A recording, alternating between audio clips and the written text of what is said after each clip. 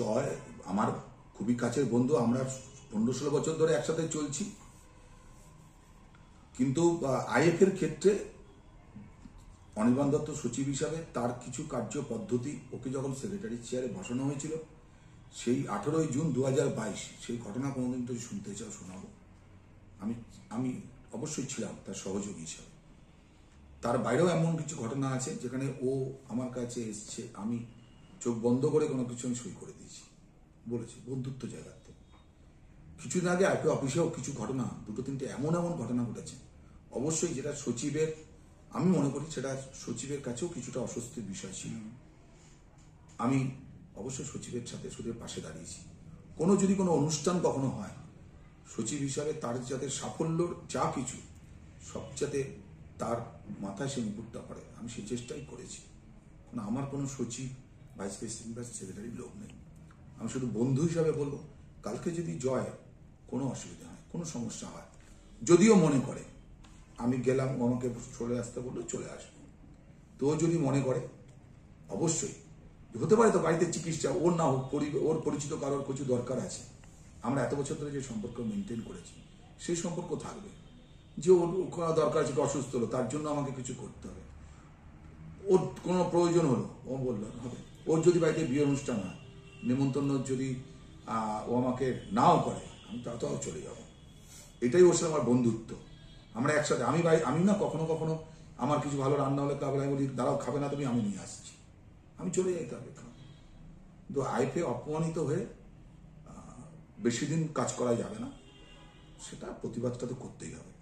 তুমি বলো, ও আমার বন্ধু, আমার মেয়ের কারোর সাথে প্রেম করছে বা বিয়ে করবে, তার যদি জয় দত্ত জানে যে সেই পাত্রটা সঠিক না, ও বন্ধু হিসাবে ও যেন আমাকে বলে, অবশ্যই বলবে।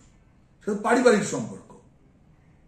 ময়দানের কথা আর পরিবারের জায়গাটা, আমাদের ময়দান করতে গিয়ে অনেকের সাথে অনেক মতবিরোধ হচ্ছে। তার মানে কি জয় আমার শত্রু, না জয়ের সাথে আমার হচ্ছে মুখ দেখা দেখি বন্ধ? মতবিরোধ আইএফ এর নীতির ক্ষেত্রে হচ্ছে মতবিরোধ হচ্ছে। 2 লাখ টাকাটা এনে দিয়েছিলাম, জয়দীপ মুখার্জি প্রাক্তন সেক্রেটারি 1 লাখ টাকা দিল, সুবোধ 1 লাখ টাকা দিল। সেমিফাইনালে হারার পর এখানে সমস্ত প্লেয়ারদের আমি ষষ্ঠীদাকে সাথে নিয়ে ময়দান সাথী, আমি ষষ্ঠীদা, আমরা অনেকে মিলে করেছিলাম। সর্ববিশ্বাস, জয়দীপ মুখার্জি, সবাই 113টা ক্লাব 113টা ক্লাব একসাথে করেছিলাম। সব ক্লাবগুলোকে বলা হয়েছিল এখানে ন্যাশনাল গেমস হচ্ছে, আইপি করবে না, আমরা এখানে অনুষ্ঠান করলাম। সবাইকে, আমি কৌশিক, সবাইকে একসাথে নিয়ে আইপি চলার পক্ষপাতী আজও চাই। কিন্তু সচিব চাইছেন 2-3 জন, যেখানে 2-3টে লোকই মুখ তারা আসবে আইপিতে।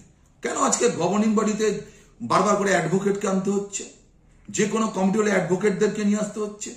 ময়দান ফুটবলের সিনিয়র লোকরা আছে, বরিশাল স্পোর্টিং এর বিশ্বজিৎ গোড়া আছে, মৌরি স্পোর্টিং এর শ্রীকান্ত মুখার্জি আছে, জোড়াবাগানের শঙ্কর দাস আছে।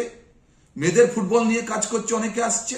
নেই, শুধু বেছে বেছে কাছের লোককে দেওয়া হবে। কেন? কিসের জন্য? তা কোনো জায়গায় অফিস বেড়াতে আলোচনা হচ্ছে? সেক্রেটারি মানে কি এক নায়কতন্ত্র চলবে নাকি? ওটা চলবে না, চলতে দেওয়া যাবে না। প্রতিবাদ হবে। তাতে যদি মনে হয় যে প্রেসিডেন্ট, চেয়ারম্যান, সেক্রেটারি মনে হচ্ছে অসুবিধা হচ্ছে, রিজাইন করে দেবো। অল ইন্ডিয়া ফুটবল ফেডারেশন থেকে অনেক খেলা নিয়ে এসেছি, অনেক সমস্যা মিটিয়ে আলোচনা করেছি। তো 2 লাখ টাকাটা যখন নিয়ে আসলাম, সেই টাকাটা আইপিএল ফান্ডে ঢুকে গেল, মেয়েদেরকে দেওয়া হলো না, বলে এটা নাকি নিয়মে বেড়ে চলে যাবে। সব বেনিয়মে কাজ করছে আইপিএল। জয় ভালো কাজ করুক, নিয়ম মেনে করুক, এটাই আমার তোমাদের সামনে বলার বক্তব্য।